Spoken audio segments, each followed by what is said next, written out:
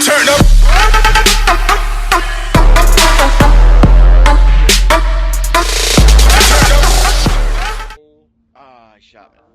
Hey, how's it going, guys?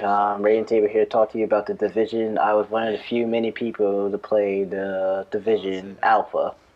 I forgot when, but yeah. Anyway, I want to talk to you about the scenery, the gameplay, what I liked, what I didn't like. So yeah, let's get started. So first thing I wanted to talk about is the combat system. Yes, this game is a cover-based combat system, but I noticed that in some occasions you come out better just hanging out and just shooting, but most of the time you do have to take cover. It's pretty fluent, very good, and I haven't had any real problem with the combat system, to be honest with you. The second thing I wanted to talk to you guys about is the places that you can be at. Well, one, you can obviously be in the dark zone, and there will be a zone that is single player, but if you play with your squad or whatever, they will be with you too. But there is some areas like inside the buildings where it's all alone. You're there by yourself until you walk outside, of course. You can also be in like a basketball stadium. Yeah, that's pretty good. On the rooftops too. It's like lots of places that you can actually be in. It's pretty cool and very good. Unfortunately, in the alpha, there was a lot of red walls blocking the places where you can and can go because they obviously don't want you to go in there in the areas yet. Well, obviously you're going to see them in the full game, but that's just something to point out. Another thing is just things that you can actually do in the game. Well, I noticed that you can actually go down and rappel from an elevator shack. Yes, an elevator shack. Another thing you can do is choose whether or not you want to help out a civilian or not. If you do, you can get some extra parts and sometimes other stuff. I'm not really sure yet, but if you don't, you just don't get it. But you gotta watch out because if you actually do kill civilians and everything, it actually could affect your rank, which I'll get to that soon. And another thing you can actually do is the same thing from Destiny. You actually have choices like how can I say it? It's like actions. Like if you hold down the D-pad, you can actually bring up an action menu. There was a couple of stuff that you can do. The only thing I can remember off the top of my head was jumping jacks. You can surrender and wave. You can do other stuff too. I just really can't remember right now. I'm sorry about that, but yeah, that's one thing you can do. Oh, and another thing. Randomly, when you're walking down the street in the single player section, there'll be obviously random enemies that you can like help and save other civilians or just protect yourself. And there's also contaminated zones that you can actually do it yourself. Like sometimes there'll be extra clothes and everything. It'll be like a candy bar, water bottle. Sometimes it could actually be a weapon. But you just prove that you don't have to actually go into multiplayer to get some of these weapons too. Just saying. And another thing that happens randomly is civilians will like start to fight each other, like for food and everything because like it's a virus. There's like barely any food left and all that stuff pretty much. Now let me get into the dark zone, the multiplayer section. There's no loading time, but to get into the dark zone, you can actually go inside some type of like mini small room where you can actually buy something from a retailer or like restock on your ammo and everything. And then after you done with that, you go to a second door that's on right in front of your face, to be honest with you, and it'll automatically put you in the multiplayer section. The only problem I have right there in that section is sometimes there'll be a guy that will camp outside, but it doesn't happen too often for you to worry about that.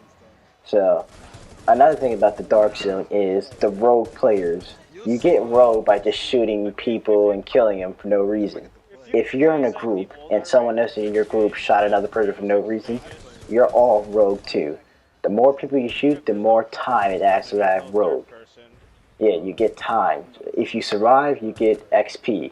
Now, if you don't survive and someone killed you and you still were in rogue mode, you actually could D-rank. Yes, you can actually D-rank in the extractions. Like when you, I apologize, really tired today, but yeah.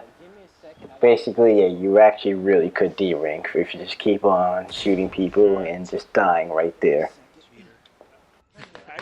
Another thing is, once you are in combat in the dark zone and you're right near the door to go back into single player, it will not allow you to go right in there until that combat is finished.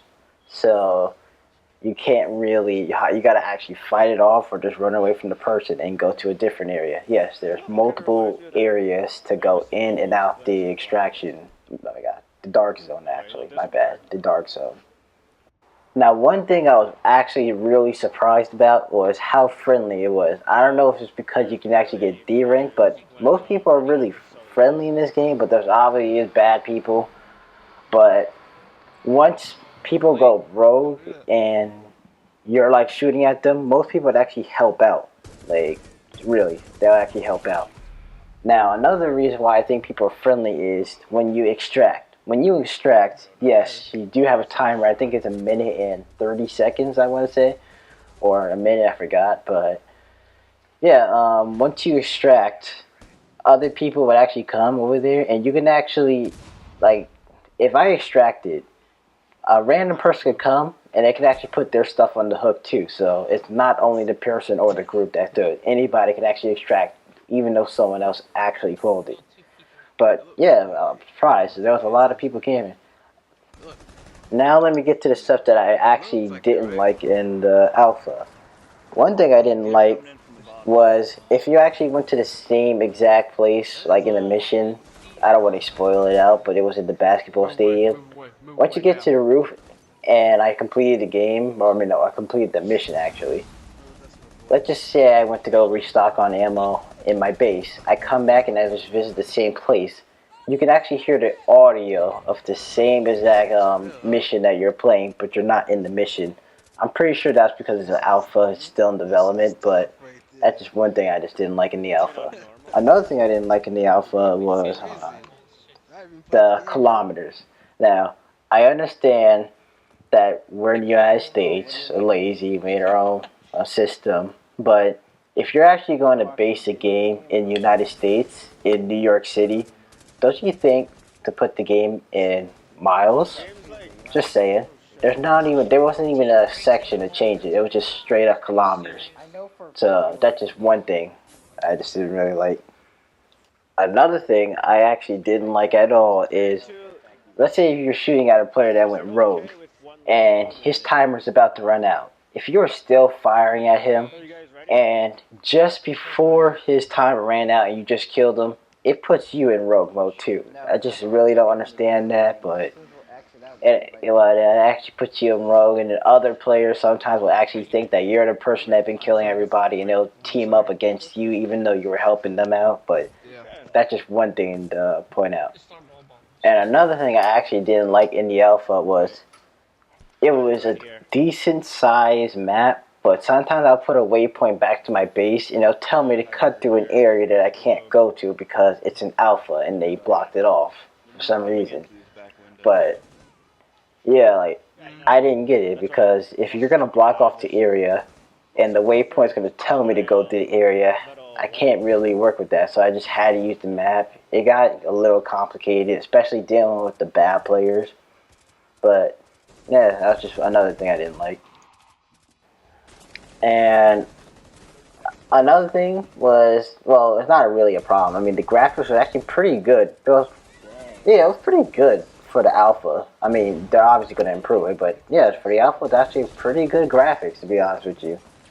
Overall, I actually think you should buy the game. I mean, it's a pretty good game. I see myself actually playing this. I mean, as much as I actually love DayZ and H1Z1 and all that stuff, I mean, I didn't really like Destiny that much, but I can actually see me playing this game for a while, to be honest with you. I really like the game. So I highly recommend it for everyone who's thinking about buying the game.